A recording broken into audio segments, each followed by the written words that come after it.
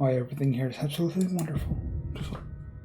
Hello, down here. Welcome back to the letter. Last time we finished Isabella's story, I think, and we started Hannah's side of this story. So let's go ahead and continue with that. The ride to the mansion is quiet, and Luke, having stared out the window the entire way, not paying attention to anything around him. Meanwhile, I'm conflicted. I don't know if I should apologize for changing his plans like that, but by the time we arrived at the mansion, I see his eyes light up in genuine interest. Apologizing is last thing on my mind. The whole affair with the Ermengarde mansion is currently an interesting experience. The place had been renovated and restored by the owners to what they claim to be acceptable standards. The mansion itself looks like something befitting a fairy tale or a period piece. It is tastefully decorated, and with a little bit of love and attention, I'm sure it can be a place Luke and I can call home. And the number of other prospective buyers that have come from the powerful and wealthy of Luxburn certainly did not disappoint, marking this estate as prime property. The Lees are amongst the group who went with the Rose woman, and I saw a few other noble faces, though I did not really feel like mingling. Fortunately for every one of them, the Wrights are interested in buying. Oh look, there's Isabella. So weird playing it for all that time as Isabella, and all of a sudden now we're seeing Isabella, and not just like in the bottom left corner. What's been bugging my mind, however, is that Isabella, what is her problem? Still don't quite understand what's happening. One moment she's scrambling to give us the paperwork to finalize the sale, and she's panicking over some sort of prank letter or another. Dear me, is Isabella alright? Oh, it seems like she's actually worried about Isabella. It is apparent with the way she shakes and by the pull of her skin, something has really shaken her Isabella, do you need me to call that ambulance? I'm worried, but it will be best if she is attended by someone more familiar to her, like her partner. But even then, the girl refuses Rose's offered drink and looks just about ready to make a run for it. No, I'm just feeling a bit out of it. Excuse me, I'll be back. I just need to catch my breath. And she does so, just as I predicted, and her partner follows like a concerned mother. So now we are after that part where they all accidentally see that letter, and then she goes and takes that break. So now we're at that point in the story. There's an awkward air among us as we are left in the wake of whatever that was. The others murmur and gossip with each other, speaking of the poor deaf girl and telling the tale of whoever was not audience to the act in the first place.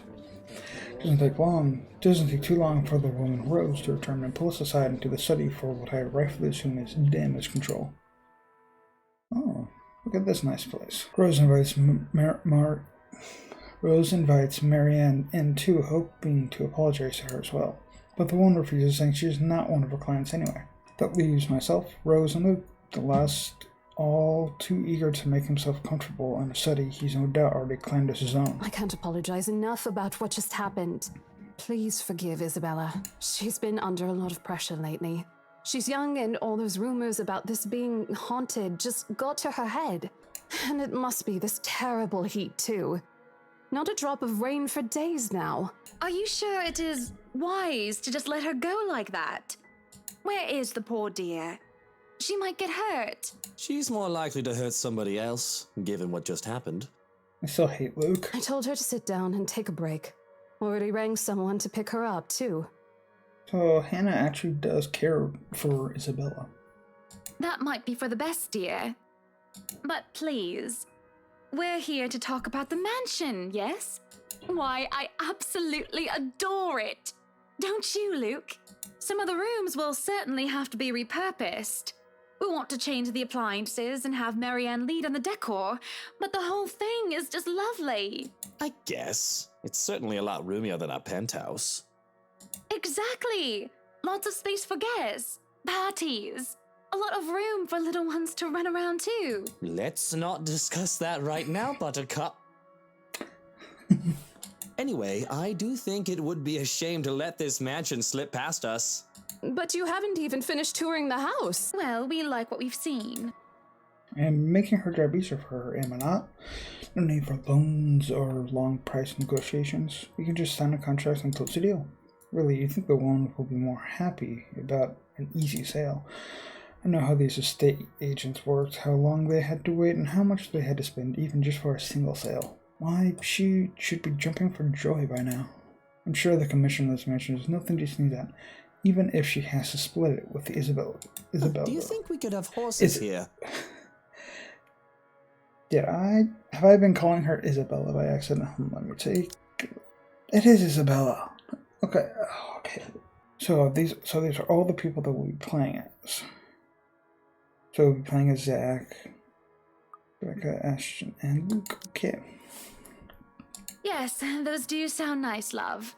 Anyway, if anyone else is interested in buying this property, I assure you that I'm able and willing to give a better offer. A vineyard would be nice. Or maybe And we do reward our people quite generously, Rose. He's just in his own head now. So about if what to do. I were you, I would start on that paperwork. helicopter pad. I pause, and there's a small moment of complete silence where Rose and I just stare incredulously at Luke. It is an unspoken understanding, a rule between the two of us that we had to put on an act. With our social standing, where image managers, it was also important to avoid making enemies. And to follow this rule, it is an easy feat for me. From youth, I have been the well-trained social butterfly, gracious and graceful. Luke, on the other hand... Wait, what, Luke? No, what? Whatever would we need a helipad for?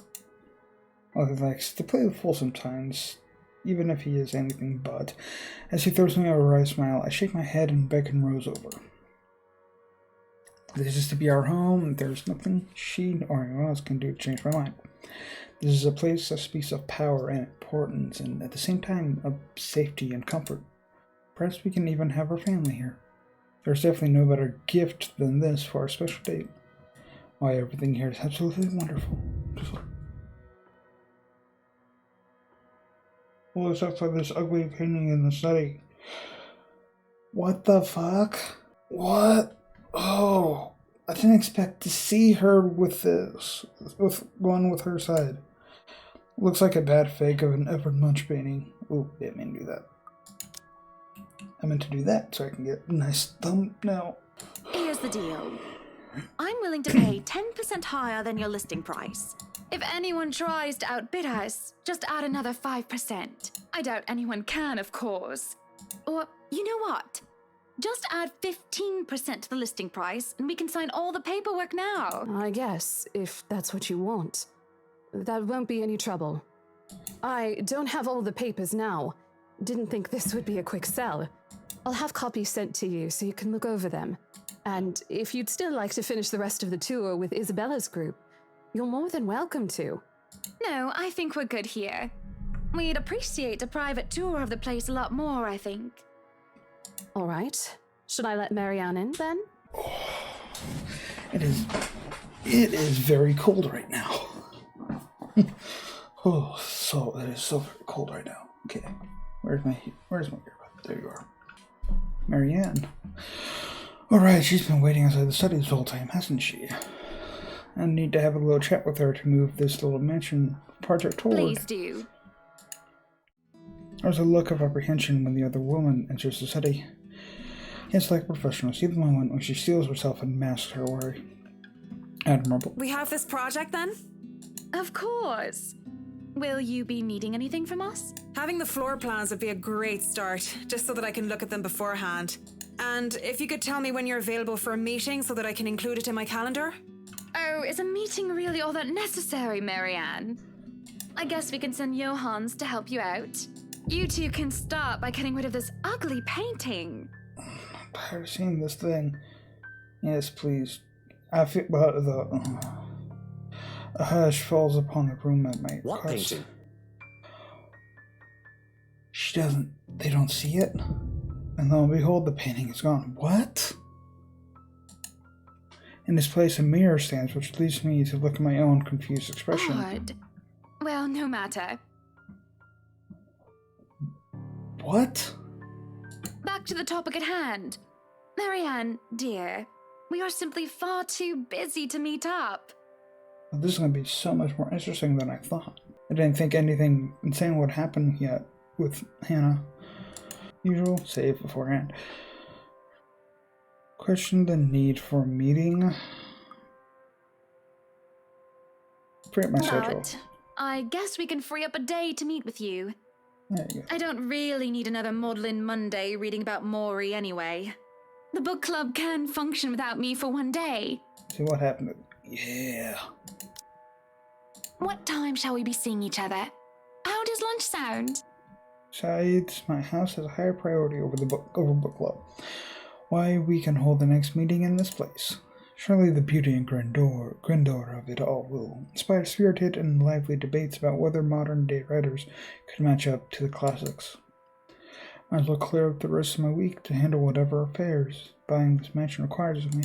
Any social activity can be put off until the Ermengarde, or rather the Wrights Mansion's great debut. I'll have my fill of great parties and gatherings, especially when I organize them myself. That sounds good. Although, with a project of this scope, we might need most of the day to tackle your concerns. A more thorough inspection of the place is also preferable. Breakfast then! It's a date. It's really not. Oh, with a little blush. All Oh, right. well. Monday. 10 o'clock sharp. We'll see you then. Actually, Marianne suggested that we meet at 9, but who is even awake at that unholy hour? I was lucky enough to wake up this morning before Luke went all the way to Cardiff. We say our goodbye, shake hands, and make it clear without outright saying it that we now own this house. By the time we left the mansion ground, sunset is almost upon us. So, you really want to buy this place then? That's a bit of a big impulse buy, even coming from you. Not that I'm complaining.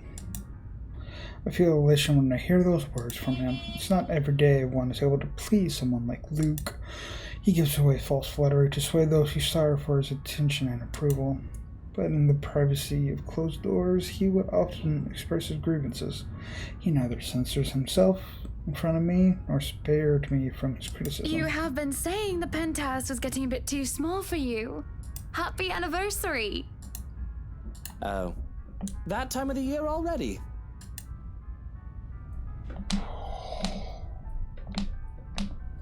This dude forgets his anniversary all the time. He forgot about it last year too, apparently. I understand that he's a busy man, Is but... that why you want to buy it? Yes. You don't like it? I do. But I remember you used to talk about how you wanted to live next to the beach. Botany Bay, Kent. I remember the sea water that stretched on for miles and miles as far as the eye can see. As a kid, I lived our beach trip, swimming all day as much as I could. I was well be a child, and the only time I was ever truly difficult was when I refused to get out of the waters, even when my fingers had gone all wrinkly. And even when they managed to pull me out of the water, there was always sandcastles. The day before we married, I told Lou that I wanted a house on a beach and a dog, and a kid or two. None of those came true 7 years later. That was a childish dream. Living next to the beach is so impractical if you really think about it.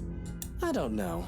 It's not a bad thought to see you in a bathing suit every day. Of course, that's where his mind goes. Maybe another time, love.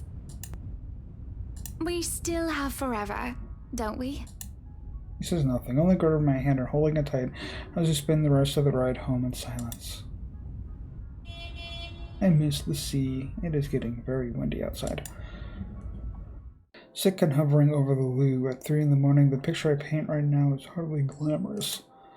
A horribly fishy taste is left in my mouth as I throw up what I have for dinner, and I hate the acrid stench that fills the laboratory. The burning sensation at the back of my throat is of no help whatsoever. I can feel another wave of nausea come up on me when the door opens. Hannah, what are you doing so early out of bed? I'm fine, love. I must have just eaten something bad. Salamander said before vomiting again into the porcelain throne. Lovely. Just go back to bed, Luke. I'm going to clean up here. I have some suspicions here. I refuse to look at him. I don't want him to see me like this. The last time I've had a horrible morning rushing into a toilet was during my college years, being the life of the party. Thoughtless and shameless, I had thrown away months to frivolous merriment and pointless hookups. I didn't even retain any of the connections I had made from that time.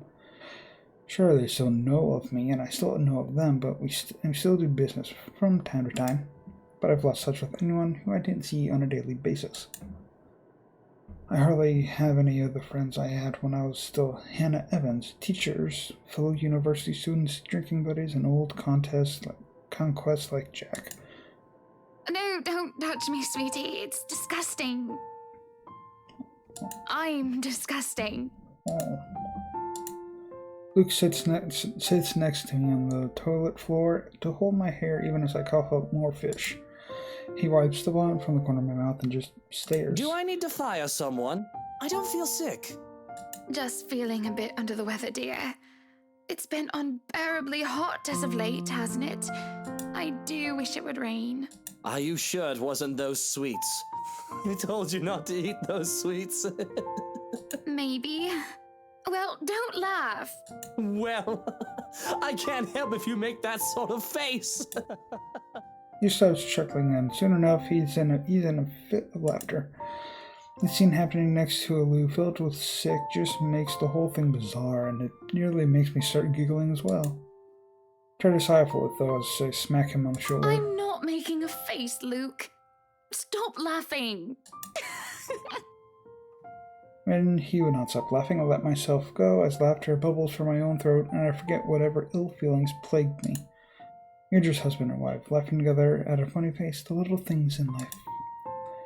I let myself go because I know that these moments will not last forever. But if I just know the terrible things that are to come for us, I would have wished with everything I have then and there that the laughter stayed. Oh, we're on the 26th now. Come on now. We're on the 26th now. So that was on the 21st.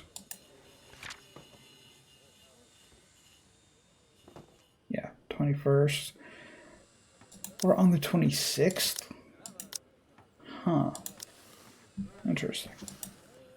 The place is bustling with movers carrying furnishings here and there, along with several trunks of personal belongings taken from our penthouse. Luke watches them like a hawk, making sure nothing is handled carelessly or gets stolen. Careful now. I know your pictures are framed by cheap plastic, but those are framed by African Blackwood and are one-of-a-kind commissioned paintings. Each one is easily worth a lifetime of what you lot make. Yeah. Luke, do the dishwashers go into the kitchen or the butler's pantry? Pantry, Buttercup. Careful, that's Emma No, you there, put that down. You do not manhandle a Napoleon Abueva. I can see that as exasperation, and I have to send the foreman an apologetic glance. Even Johannes rolls his eyes as he goes by. Considering Luke is always like this during a project, Johan and I have gotten used to it. Poor Mary Jane, on the other hand, looks a bit stressed at seeing the gigantic mess before quickly going back to work. Everything just has to be perfect exactly the way he wants it. One little thing out of place, one little thing that didn't fit the image he clearly constructed in his head, and Luke gets bent out of shape. Sweetie, why don't we go and sort your suits upstairs? Let Johannes and Marianne and the foreman deal with the rest of the work. We have this, Mrs. Wright. Yes, please do go before a blood vessel bursts. Bloodstains are so troublesome to clean. Taking him by the hand, I lead him upstairs into our bedroom. The place has been arranged first so that we can get some rest no matter what state the rest of the mansion is in. I'm definitely glad I can just lie down on a soft, comfy bed after what has been a busy morning. Watching Luke act like his life depended on getting this move done is tiring all on its own. And to think I had a whole day of this ahead of me. I feel the bed dip beside me as Luke sits down with a sigh. Well, I can't wait for this to be over. I don't know. It's fun seeing you all fired up. Here at home and not at work, you know. You know I can't always be home, Hannah. I have a company to run, unless you've forgotten. I haven't forgotten. You're the one who insists on being there to make sure each and every little thing is under control. I just really miss you sometimes, and I wish you were at home more often. Why, if you're not careful, I might go a bit loopy and I'll start bringing cats home. And soon enough, One day, you'll find yourself going home to a farm just filled with felines that follow you everywhere. Oh, don't bluff. The things would shred up your precious furniture. Besides, you don't even like cats. True, true. Dogs are infinitely superior, of course. But what about the wet dog smell? The mess? I'm not cleaning up after a mutt, no matter how cute. If you think about it, a cat would be better. We laugh. It's not always that we can just lie down and talk about these sort of things. To joke around as if we're teenagers again with very little problems in the way of responsibilities and roles. To hear his genuine and honest-to-goodness laughter is a rarity. This is just the second time with us of late. I can only see it as signs of good things to come. All good points. I guess we could just have kids. That is, if you prefer dealing with soiled nappies and sick as opposed to dead birds, mice, and litter boxes. I've already told Marianne about turning the second bedroom into a children's room. I guess sometimes I don't know when I'm crossing a line. I didn't say that I'm a good comedian, did I? Not this again. What? I wasn't being serious. It's not something you take the piss out of. Having a kid is a big responsibility, Hannah. We've talked about this, haven't we? I'm not ready to be a parent. I'd probably end up killing the little brat by the week's end. Okay. I'm just apologizing. He probably would not be a great father. So, yeah. I feel guilty, uneasy, even about bringing this topic up with that dude of the relationship. Oh, that went down. Okay. Well, I don't like Luke anyway, so it's fine. This isn't the first time I've brought it out there, considering we've been married for 7 years, but I should have learned my lesson. Talking about it has always gotten me disapproval. After all, this is one of the surefire ways to get Luke into a terrible mood. I'm sorry, but I do think you... Don't finish that sentence, Hannah. Just don't. We know how this discussion ends. Let's not fight over what-ifs and if-onlys. But what if we are going to have a family, Luke? What then? I just told you. No what-ifs. We won't talk about it until you're ready. Let's not talk about it then. Ever. The silence that follows is stifling. I avert my gaze from favoring the view of our four-poster bed, overseeing his embittered expression. Just thinking of how insensitive I am for bringing it up makes me feel sick to my stomach. We stay still, neither of us dare make the first move to leave. A little crash from downstairs cuts through the tension. Ooh, he's gonna be pissed. Oh, bloody hell, what is it now? I can't get away for 10 minutes without someone mucking something up. That better not be what I think it is. I know it's only an 8 million yen vase, but I swear, I don't stop him as he storms off and doesn't even bother to look my way, yet I can still feel his eyes boring into me. Alone, as per usual, or at least should be used to it by now. I can feel the minutes tick by with me just lying there, feeling miserable and full of self-pity. I have rolled over to lie on my stomach at this point with my face buried into the pillows when there's a knock at the door. Grumbling at them to go away doesn't work as a voice comes from the other side. Madam, the photographer from Luxury Living is here. And is that today? Oh yes. People had caught wind of our new mansion on the very moment we left the open house. Luke had boasted he could acquire the property in no time and allowed a photo shoot for an interior design magazine to be scheduled today. Well, there were complications and it took longer than usual. Than usually does for us. In a minute, Hansi. Johannes, if you could at least make it through the end. Tell them I'll be right down, Hansi. The mentioned grounds have been one of the first things to be fixed up aside from the bedroom. Although it's still a work in progress, it has a promising start and I can already see the flower patches. Luke's favorite daffodil stands out easily, having been transplanted from the pots that used to litter the rooftop of our penthouse.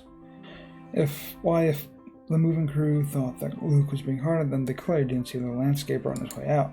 The man looked like he was ready to faint, and Luke seemed ready to kill him by the end of their discussion. It is in the gardens that I see him standing near the flowers in quiet admiration. He is hard to miss, the hulk of a man that clearly did not belong, and the big backpack and suitcase he has with him makes him look much larger. It is a peculiar sight seeing someone who looks like he does handling little delicate things with such care. Looks up from the gardens, does a double take before a friendly face replaces his serene expression. Miss Wright, yeah? Hi, Zachary Steele here from Luxury Living, ma'am. Oh. Oh. Hope you weren't waiting too long. But it looks like you're still moving in, huh? Thought for a second there my calendar was wrong and I came here too early. You look familiar. Have we met? I have a very wide social circle, so everyone looks familiar at one point or another. But one would think I'd remember someone who stands out like him. The struggle to recall must have been evident on my face as it quickly and kindly answers my question. Oh, I was with Isabella, your estate agent, when she had the house blessed.